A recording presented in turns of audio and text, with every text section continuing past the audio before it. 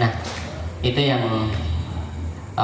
saya menaruh hormat pada Mas Ali Romdoni sebagai peneliti di situ, dan kita mendengar sendiri betapa kita dibuka wacana yang selama ini kita dicekoi atau kita mendapati kabar atau kita mempelajari di sekolah-sekolah bahwa Kerajaan Demak itu adalah yang sekarang di Kabupaten Demak itu sendiri. Kemudian kok istananya nggak ada? Ya karena itu ada kolonialisasi atau apa dengan segala skenario-nya, dengan segala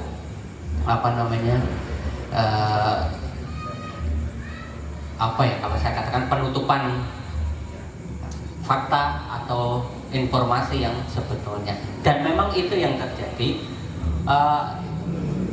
Saya berdiskusi dengan Kang Putu itu memang kalau melihat konteksnya konteks Islam, kita akan menghadapi fakta bahwa pelajaran-pelajaran sejarah Islam itu memang seolah-olah semacam pelajaran lokal untuk milik umat Islam saja, tapi belum menjadi sejarah bersama di mana Islam pun juga pernah berkontribusi kepada negara ini. Salah satunya adalah Demak. Kenapa begitu Demak hanya dihadirkan dengan sejarah yang penuh konflik, dan ini tadi belum dijelaskan Mas Ali ya, kenapa kemudian harus ada konflik mulai dari, kalau konteksnya Demak, konflik dengan Majapahit, apakah memang semacam itu tadi belum dibuka secara jelas oleh Mas Ali, tapi nanti bisa ditanyakan langsung.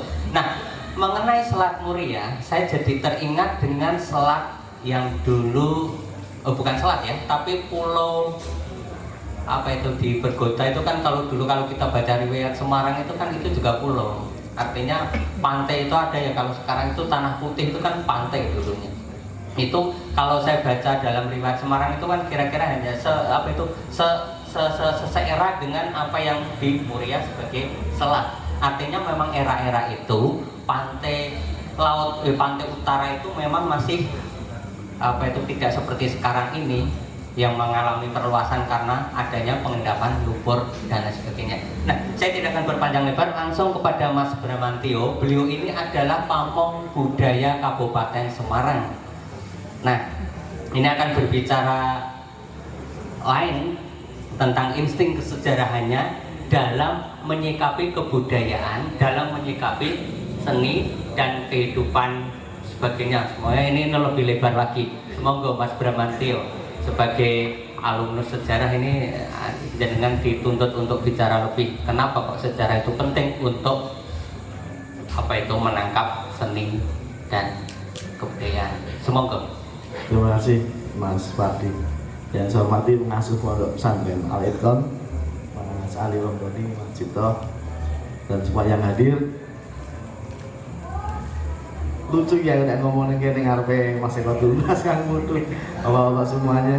Mestinya saya bareng-bareng ngopi di sana, mendengarkan yang bicara di sini. Ya, tapi begitu saya lihat undangan dari Kang Putu terus nonton temanya ini, ya nggak ngerti itu yang menuntun saya.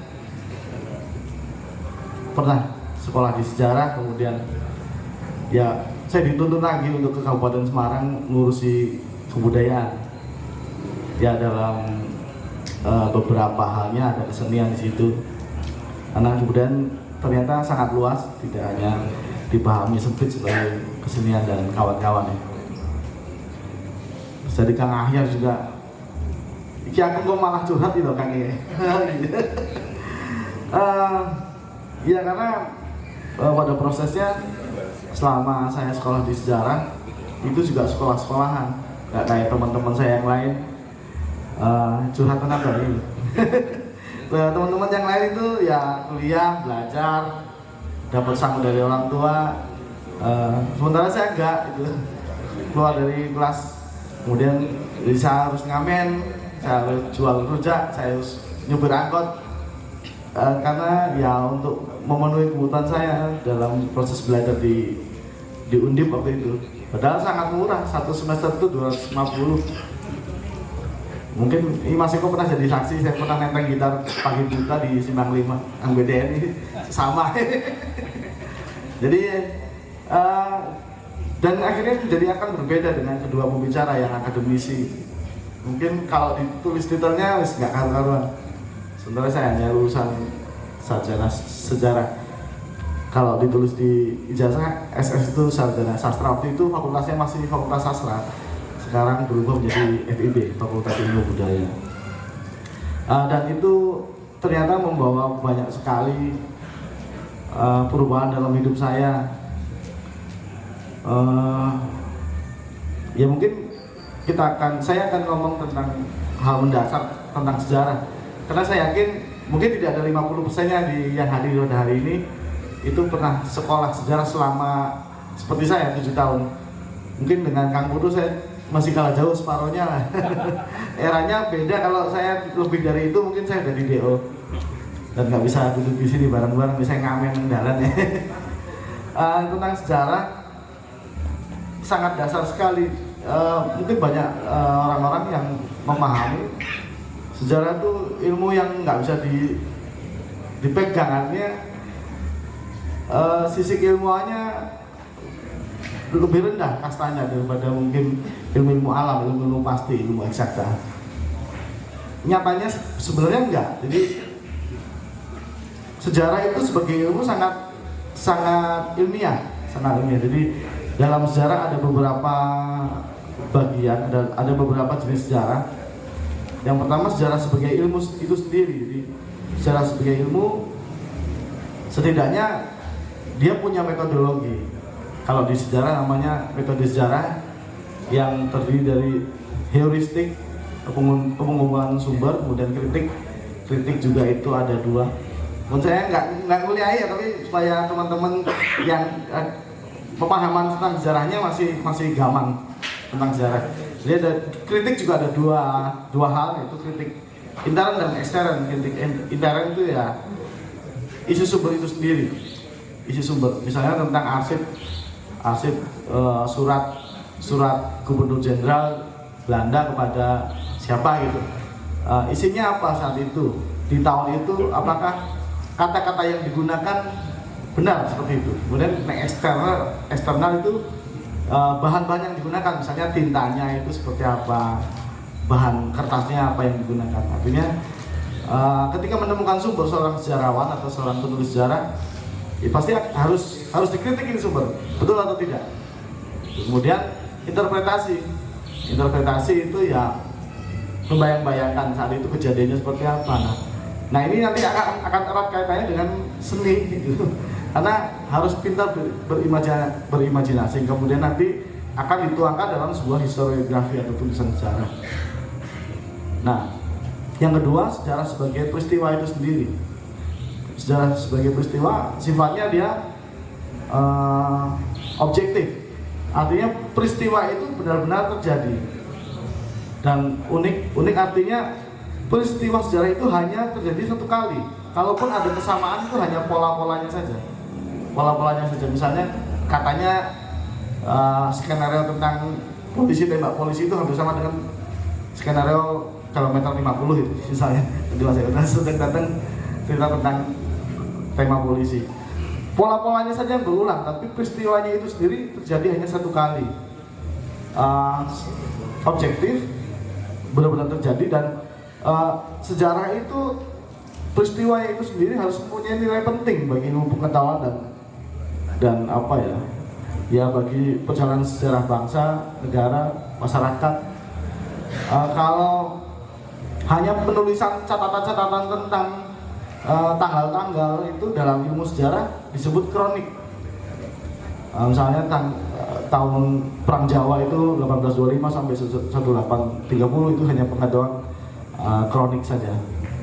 Mestinya sejarah bisa mengulas segala sesuatu tentang apa yang terjadi pada masa lalu.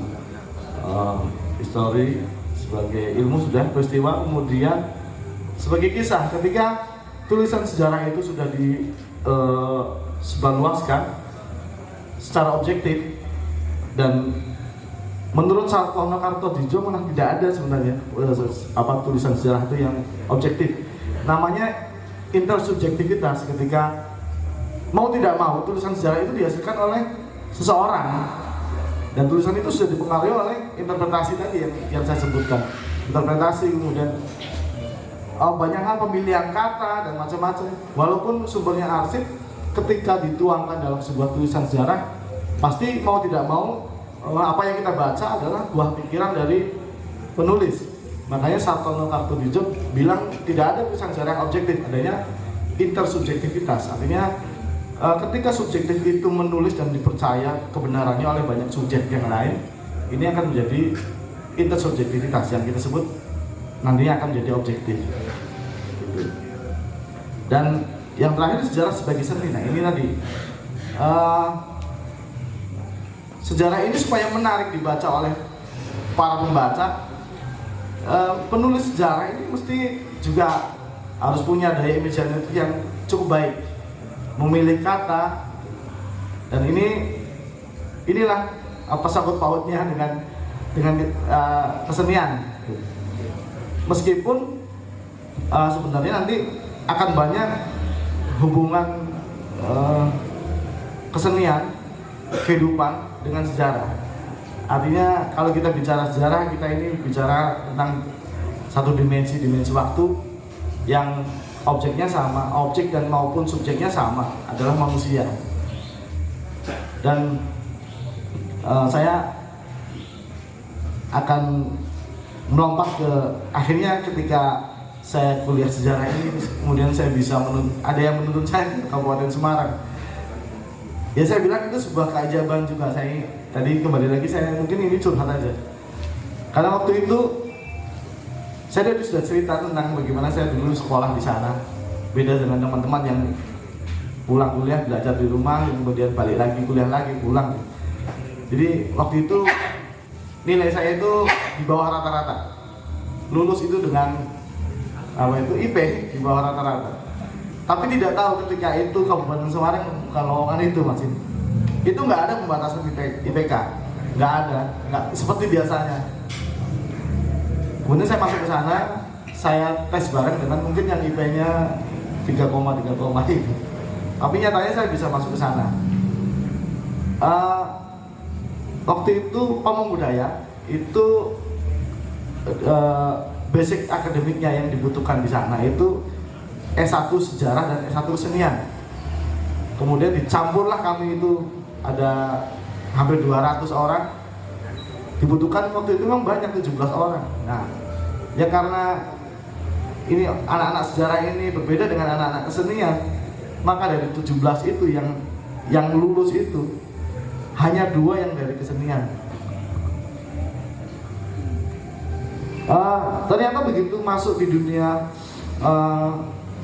kerja yang Pamong Budaya itu banyak ketemu orang-orang kayak gini nih. Ternyata kami yang dari sejarah, karena sejarah ini satu cabang ilmu yang pasti membutuhkan bantuan cabang ilmu lainnya. Sejarah itu tak mungkin bisa berdiri sendiri. Sejarah itu butuh ilmu antropologi, butuh sosiologi, butuh filologi, butuh mungkin arkeologi. Ilmu bantunya banyak sekali. Mata kuliahnya juga ada manusia kebudayaan, masyarakat kesenian dan macam-macam. Kita banyak belajar hal ketika kami di bangku kuliah, tapi sidik-sidik gitu. Tapi kami tahu akhirnya betul ketika kita bertemu dengan masyarakat dan kita bertemu dengan masyarakat kebudayaan, tidak hanya kesenian. Kami ini sering berkumpul begini nih dengan para penghayat kepercayaan, karena penghayat itu kan masih di ruang lingkup kebudayaan, bukan di Kementerian Agama. Sering ketemu dengan bapak ibu masyarakat yang menggelar merti dusun misalnya, sering ketemu dengan para kelompok ketoprak, sering ketemu dengan masyarakat Jalan Kepang di sana. Nah, ya apa yang saya dapat itu ternyata banyak manfaatnya. Ketika kemarin Kang Putu ngomong tentang Tor itu, ternyata ya benar juga. Saya bisa yang ngomong di sini pengalaman saya di Kabupaten Semarang sebagai pawang budaya yang sudah 16 tahun tidak terasa ini. Sepertinya baru kemarin, ternyata ya sudah lama juga. Dan termasuk kalau di kantor kebudayaan itu termasuk tua pawang budaya itu, karena pejabatnya ganti terus. Bahkan sekarang pejabat kepala bidang itu dari Pawang Budaya. Ternyata ilmu pengetahuan apa yang kita dapat selama ini ketika turun ke lapangan, ke masyarakat, ternyata yang paling penting bahwa ilmu pengetahuan itu harus membahagiakan gitu. Kalau menurut saya, karena ada beberapa hal yang mungkin secara keilmuan apa yang ada di masyarakat dalam kacamata sudut pandang ilmu pengetahuan, apa yang kita dapat selama di bangku kuliah itu nggak cocok, nggak sesuai dengan apa yang terjadi di masyarakat. Misalnya tentang kesenian, misalnya ada pernah suatu kasus katanya ini karena belum ada data yang betul yang bisa dipertanggungjawabkan. Jadi di Temanggung itu ada teman-teman Jaran Kepang yang membawa leak ke sini. Menurut informasi itu mendapatkan somasi dari masyarakat ada di Bali. Nah, hal seperti itu di Kabupaten Semarang juga saya ngomong. Tapi bagaimana tidak menyakiti, tidak menyinggung orang-orang yang kita ajak ngomong gitu. Bahwa ya harus belajar tentang leak itu seperti apa. Ketika Anda membawa leak, kesenian leak itu ya ke sini dipadukan dengan Jaran Kepang, ya nggak apa-apa. Tapi tolong dipelajari leak itu di Bali apa, seperti apa bentuknya, dan kemudian untuk apa, seperti itu. Kalau hanya dipandang dari sudut kesenian nggak apa-apa, kita saya ngomongnya ya, kita boleh-boleh saja melestarikan kesenian kita sendiri dari manapun asalnya, nggak masalah. Cuman kita harus belajar asal usulnya leak itu dari mana. Nah, ini insting sejarah yang beberapa hal saya gunakan. Kemudian ini agak sensitif di Kabupaten Semarang ketika orang-orang menyebut reok, karena orang-orang fanatik dengan Jaran Kepang Kabupaten Semarang protes reok itu Ponorogo. Dan ada teman-teman di Ungaran juga yang mengembangkan reok Ponorogo, itu sampai di blacklist. Saya juga ngomong sama mereka, loh, kita kan boleh saja melestarikan kesenian dari mana saja. Jangan fanatik jangan primordial dengan bangga sangat lokal ini. Ini reok Ponorogo nggak apa-apa, orang Ungaran ini boleh mengembangkan ini. Bahkan di Papua juga boleh sebenarnya gitu. Ya, artinya pemahaman ini harus disampaikan dengan hati-hati dan tidak bisa kita menyakiti masyarakat yang kita hidup di dalamnya. Ya, saya sudah beberapa kali pindah wilayah karena Pawang Budaya itu di sana dibagi per wilayah. Saya pernah di Beringin Banca, itu kulturnya hampir mirip dengan masyarakat di Grobogan, di Purwodadi, karena yang belum jadi sudah Kedung Jati itu. Terus kemudian saya pernah di Ungaran, masyarakat yang di tengah-tengah tengahnya kota itu enggak, desa juga sudah jarang ada kadeso dan macam-macam. Tapi Jalan Kepang memang di sana, ya mohon maaf mungkin ratusan jumlahnya di Kabupaten Semarang itu. Kemudian saya sekarang ada di Bandungan Ambarawa. Jadi kasihan memang Kabupaten Semarang itu belum punya identitas yang tunggal gitu, karena masyarakatnya majemuk. Ada teman-teman yang mungkin masih terasa Semarangnya yang Ungaran dan sekitarnya, kemudian di Getasan itu baunya bau Magelang. Di Sumowono itu bahasanya suka orang Temanggung nek ngomong. Kemudian di Beringin Banca, ada lagi yang Kaliwungu Susukan yang di sana itu kulturnya ya Boyolali, karena ke Boyolali sangat dekat dan ya nggak ngerti, mungkin lebih maju ya di Boyolali itu. Jadi tentang apa ya kerja-kerja saya di sana dengan apa yang saya peroleh dalam hal sejarah dalam seni dan gitu,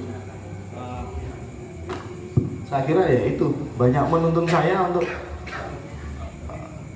ya lebih bijaksana dalam menghadapi masyarakat yang ada di sana, masyarakat kesenian terutama. Ya hal seperti itu. Karena ya saya sangat bersyukur kata orang ini, bukan kata saya. Belajar sejarah itu buat kita lebih bijaksana. Dan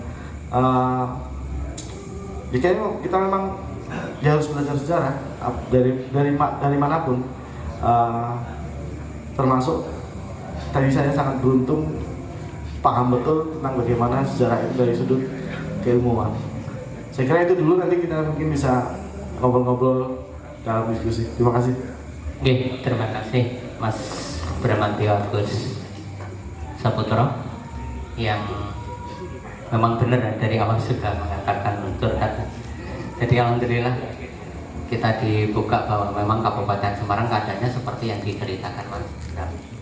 Jadi dari sudut manapun itu tidak bukan tidak ya, tapi memang susah untuk mencari identitas Kabupaten Semarang itu mau diambil yang mana. Nah, tapi untuk selebihnya nanti kita diskusikan lebih detail di sesi diskusi. Nah, mengutip seperti yang dikatakan Mas Bram bahwa sejarah itu tidak bisa berdiri sendiri, tapi harus apa istilahnya? Iya, harus mendapat atau harus ini ya ditopang oleh ilmu-ilmu yang lain. Nah, salah satunya adalah kesenian saja. Nah, menarik di sini pembicara yang ketiga, narasumber yang ketiga, Mas Sucipto Hadi Purnomo. Beliau ini adalah meneliti ketoprak pate, sangat intens menggeluti seni ketoprak. Nah, yang menarik di sana bahwa ketoprak itu disajikan atau mengambil lakon beberapa kali atau acap kali itu dengan berlatar sejarah. Nah, terus kemudian semoga saya minta Mas Sucipto untuk bercerita lebih detail semacam apa itu, kemudian apa efeknya kepada para pemain sendiri dan kepada masyarakat penikmat kesenian ketoprak. Semoga Mas Sucipto. Indonesia merah darahku, putih tulangku, bersatu dalam semangatmu. Indonesia debar jantungku, getar